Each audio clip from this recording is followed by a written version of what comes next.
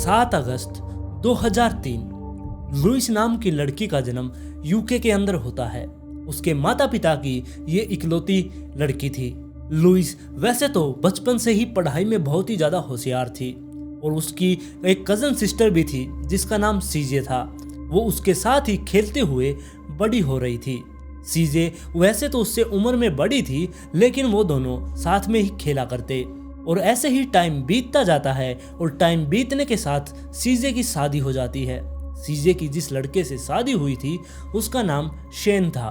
अब सीजे शादी के बाद शेन के घर पर रहने के लिए चली गई और दूसरी तरफ जो लुइस थी वो अकेली अपने घर पर रह गई थी और जो उसके माता पिता थे वो दोनों लड़ाई करने लगे थे, जिसकी वजह से जो लुइस थी वो बहुत ही ज़्यादा परेशान रहने लगी थी क्योंकि उसके माता पिता के अंदर बहुत ज़्यादा लड़ाइयाँ होने लगी थी। और धीरे धीरे ऐसे टाइम बीतता है और 2020 का टाइम आ चुका था और 2020 आते आते अब तक लुइस के माता पिता का दोनों का आपस में डिवोर्स भी हो चुका था। वो दोनों अलग हो चुके थे। जो लुइस थी वो अपनी माँ के साथ उसी के घर में रहा करती, उसके पिता अलग रहा करते, लेकिन हफ्ते 10 दिन में लुइस अपने पिता से मिलने के लिए उनके पास जाया करती। और साथ में जो लुइस थी स्कूल में वो पढ़ाई में तो होशियार थी ही, लेकिन अपने माता पिता के लड़ाई झगड़े से तंग आकर वो डिप्रेस हो चुकी थी।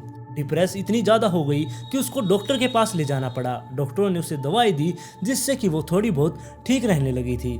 वैसे इसे घूमने फिरने का बहुत ही ज़्यादा शौक था। इसके बहुत सारे दोस्त थे जिनके साथ ये घूमने फिरने के लिए बाहर जाया करती। और तो और इसका एक ब्रैडली नाम का बॉयफ्रेंड भी बन चुका था जिसके साथ ये अपने सारे मन की बातें कर लिया करती और इन दोनों के बीच में बहुत ज़्यादा प्यार भी था। और ऐसे ही टाइम बीतते बीतते 2020 का टाइम आ चुका था। 2020 के बारे में तो आप सभी लोग जानते ही होंगे क्योंकि ऐसी ट्रेजेडी पूरी दुनिया में 2020 में जो हुई थी ऐसी कभी भी नहीं हुई थी। ये कोरोना का कहर जो उस टाइम पर टूटा था इसके बारे में कोई कैसे भूल सकता है। और उसी साल में मई 2020 इस साल में जो लुइस की माँ थी उसने लुइस से कहा कि तुम्हें घर से बाहर नहीं जाना है, तुम्हें अपने दोस्तों से नहीं मिलना, तुझे अपने बॉयफ्रेंड ब्रैडली से भी नहीं मिलना है। इस बात से लुइस बहुत ज़्यादा तंग हो गई थी क्योंकि उसको घूमना फिरना बहुत ही ज़्यादा पसंद था और साथ में उसको अपने बॉयफ्रेंड से भी मिलना था। लेकिन उसकी माँ ने उसको ये पाबंदी लगा दी थी क्योंकि उसकी माँ को लुइस की बहुत ही ज़्यादा फिक्र थी क्योंकि एक तो बाहर कोरोना का कहर और उस टाइम पर इतनी ज़्यादा मौत हुई थी जिसकी वजह से उसकी माँ का भी कहीं ना कहीं लुइस को रोकना बहुत ज़्यादा ठीक था। लेकिन लुइस इस बात को नहीं समझ पाई और उसने अपनी माँ के साथ लड़ाई कर ली। माँ से लड़ाई करके वो अपना बैग पैक करती है और अपनी बहन सीजे के पास रहने के लिए चली जाती है। वो उसकी रियल बहन नहीं थी, वो उसकी कज़न सिस्टर थी। और सीजे के घर पर जाने के बाद शैन और सीजे वो दोनों ही उसका वेलकम करते हैं और वो सारे के सारे इकट्ठा रहने लगते हैं। धीरे धीरे टाइम बीतता है और टाइम बीतने के साथ साथ जो लुइस थी वो दोबारा से खुश रहने लगी क्योंकि वो बाहर वहाँ से जाया करती। उस बहन को तो कोई फ़र्क नहीं है, वो उसको कुछ भी बोलकर घर से बाहर निकल जाया करती, अपने दोस्तों के पास जाया करती, अपने बॉयफ्रेंड के पास जाया करती। ऐसे घूम घूम कर वो बहुत ही ज़्यादा खुश थी। और फिर ऐसे ही दिन आता है 8 मई 2020 का।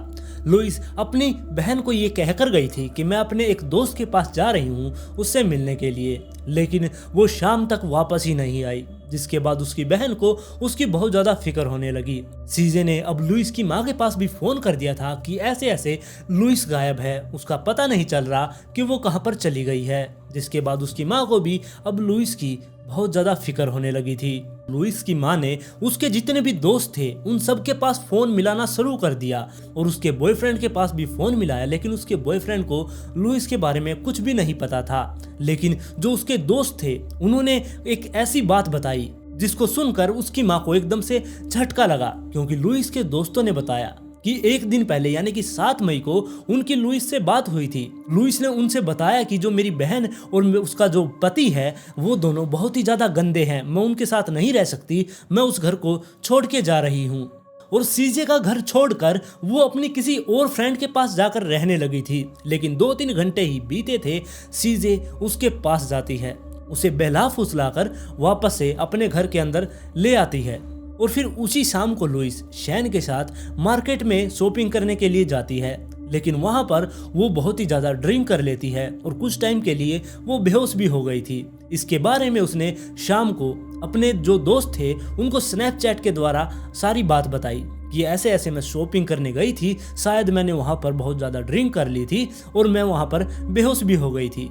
जिसके बाद सुबह होती है, यानी कि 8 मई का दिन आता है। 8 मई को वो सुबह सुबह अपने दोस्तों के पास दोबारा से स्नैपचैट पर बात करती है, उनको अपनी फोटोज भेजती है, उनसे बातचीत करती है और उसने अपने दोस्तों को बताया कि रात को उसने बहुत ज़्यादा ड्रिंक कर ली थी, जिसकी वजह से उसका सर अभी तक दुख रहा है, इसलिए वो बेड पर पड़ी हुई है और रेस्ट कर रही है। और इसी के चलते उसने अपने बॉयफ्रेंड ब्रैड से भी बात की और उसको 3 बजे मिलने के लिए अपने घर पर बुलाया था। लेकिन जब 3 बजे ब्रैड उनके घर पर आता है तब लुइस घर पर थी ही नहीं। सीजे ने कहा कि लुइस का तो पता नहीं, वो कहीं बाहर घूमने के लिए गई हुई है। और जो ये सीजे थी, इसे भी अब लुइस की बहुत ज़्यादा फिक्र हो रही थी और ये भी अब लुइस के पास फ़ोन करना शुरू कर देती है, लेकिन लुइस का फ़ोन बंद आ रहा था। जिसके थोड़ी देर बाद यानी कि शाम के 4-5 बजे जो शैन था, इसका पति, वो घर पर आता है।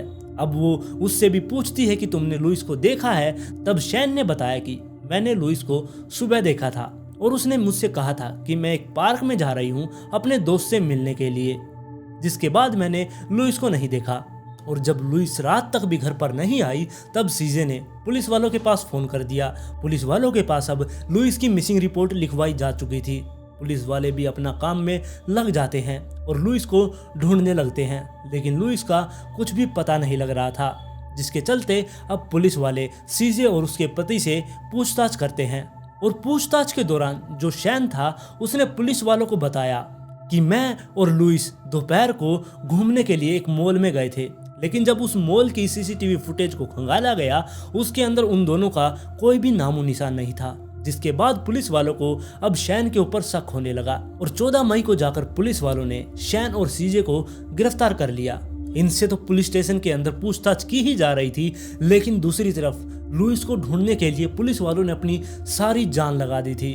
पुलिस वालों ने अब हर एक जगह पर उसके पोस्टर लगा दिए थे, जिसको भी लुइस के बारे में पता चले वो हमसे कांटेक्ट करे, लेकिन किसी से भी कुछ पता नहीं चल रहा था। जिसके बाद पुलिस वाले ढूंढते ढूंढते उसे एक हेवन टिकट के इलाके में पहुंच जाती है। उस हेवन टिकट से लगभग 40 मीटर दूर यानी कि घने जंगलों के अंदर एक लड़की की लाश मिलती है, जिसे देखकर पुलिस वाले एकदम से चौंक गए थे क्योंकि उस लड़की की हालत इतनी बदतर थी। जिसके बाद पुलिस वाले वहां पर एम्बुलेंस को फोन करके बुलाते हैं। एम्बुलेंस आती है, पुलिस वाले उस लड़की को उठाते हैं, एम्बुलेंस में डालते हैं, हॉस्पिटल में भेज देते हैं ताकि उस लड़की का पोस्टमार्टम हो सके और उसकी शनाख्त हो सके कि ये लड़की है कौन, क्या ये सच में ही लुइस है। और हॉस्पिटल में ले जाने के बाद उसकी जब लाश को डॉक्टरों ने देखा वो भी चौंक चुके थे क्योंकि इतनी बुरी हालत उस लड़की की कर रखी थी। इस लड़की का सारा चेहरा बिल्कुल बिगाड़ रखा था। इसके शरीर पर चोटों के इतने ज्यादा घाव थे जिसको हम गिन भी नहीं सकते। इसकी जबाड़े की हड्डी भी टूटी हुई थी, सिर के अंदर एक छेद बनाया हुआ था, इसके पेट में भी एक छेद था और साथ में इसके प्राइवेट पार्ट के अंदर एक लकड़ी डाल रखी थी। और तो और इस लड़की के ऊपर तेल डालकर इसको जलाने की भी कोशिश की गई थी। इस लड़की का आधा शरीर जला हुआ था, जिसके बाद इसका डीएनए टेस्ट किया जाता है और ये लड़की और कोई नहीं बल्कि लुइस थी। और दूसरी तरफ जो सीजे और शैन को पुलिस वालों ने गिरफ्तार किया था, पूछताछ के दौरान सीजे को तो पुलिस वालों ने रिहा कर दिया, लेकिन शैन को पुलिस वालों ने अपनी पकड़ में ही रखा क्योंकि शैन ने ये एक्सेप्ट कर लिया था कि उसने ही लुइस को मारा है। उसने ये कहा कि ये एक हादसा था, मैंने जानबूझकर उसको नहीं मारा। इसके बाद जो शैन था इसका मुकदमा कोर्ट के अंदर जाता है। वहाँ पर कोर्ट में इसके ऊपर मुकदमा चलता है और लेकिन जो ये शैन था इसने बताया था कि मैं और जो लुइस थी वो घूमने के लिए उस मॉल के अंदर गए थे, लेकिन वो मॉल में नहीं गए थे बल्कि वो लुइस को बहला फुसलाकर हेवन टिकट के जंगलों के अंदर लेकर जाता है। और उस जंगल में ले जाने के बाद शैन ने उसको ड्रिंक करवाई, जिसके बाद वो उसके साथ जबरदस्ती करना चाहता था, लेकिन लुइस ने शैन को धक्का दे दिया, जिसकी वजह से शैन को बहुत ही ज्यादा गुस्सा आ गया और उसने जबरदस्ती उसका रेप कर दिया। लुइस का रेप करने के बाद शैन ने उसको बहुत ही बुरी तरीके से पीटा, उसके सर पर, उसके फेस पर बहुत बुरी तरह से पंच किए और इतने बुरा तरीके से मारने की वजह से उसके जबाड़े की हड्डी भी टूट चुकी थी। साथ में उसने एक डंडा उठाया, उसके पेट के अंदर डाल दिया, साथ में उसके प्राइवेट पार्ट में भी एक लकड़ी डाल दी थी, जिसके बाद उसके ऊपर तेल छिड़कता है वो और आग लगाकर वहां से भाग जाता है। और ये सारी बातें सुनने के बाद साथ में जो उसका पोस्टमार्टम कर रहे थे वो डॉक्टर भी वहीं पर मौजूद थे। उन्होंने बताया कि अगर ये लड़की जिंदा बच भी जाती तो ये सारी उम्र कोमा में रहती, क्योंकि इसके सर के ऊपर इतने बुरी तरीके से वार किए गए थे। और साथ में जो इसके प्राइवेट पार्ट में लकड़ी डाली गई थी, उस लकड़ी के ऊपर ये जो आदमी खड़ा था यानी कि शैन, इसका डीएनए भी मिला था, जिसकी वजह से ये कन्फर्म था कि उसको मारने में इसका ही हाथ था। और दूसरी तरफ जो शैन के वकील थे, उसने कोर्ट के सामने ये कहा कि जो लुइस थी उसने पहले शैन को थप्पड़ मारा था, जिसकी वजह से इसने गुस्से में आकर उसको मार डाला। इसके बाद 8 दिसंबर 2020 को जज ने उसे 25 साल की कैद की सजा सुना दी। और ये सजा सुनने के बाद जो शैन था, इसने कोई भी रिएक्ट नहीं किया। इसको अपने किए पर कोई भी पछतावा नहीं था जो इसने लुइस को मारा था, क्योंकि जब इसका आईक्यू लेवल चेक किया गया डॉक्टरों के द्वारा, तब इसका आईक्यू लेवल बिल्कुल 60 ही था। अब आप समझ सकते हैं कि इसका आईक्यू लेवल बिल्कुल 7 साल के बच्चे की तरह था, जिसकी वजह से ये ऐसी हरकतें किया करता। 5 साल से इस आदमी ने नौकरी नहीं की थी। हर हफ्ते इसकी पत्नी इसको $50 दिया करती, जिससे ये वीडियो गेम खेला करता और खाने पीने की चीज खाया करता और सारा दिन घर के अंदर पड़ा रहा करता। खैर, अब तो ये जेल के अंदर चला गया है और जेल में ही अब इसकी जिंदगी कटेगी। और आज की स्टोरी में बस इतना ही। आप लोग इस कहानी के बारे में अपनी राय मुझे कमेंट में जरूर दें। अगर आप इस चैनल पर पहली बार आए हैं तो चैनल को सब्सक्राइब कर ले। वीडियो पसंद आए तो लाइक एंड शेयर जरूर करें। और जल्द ही मिलते हैं ऐसे ही एक और इंटरेस्टिंग केस के साथ।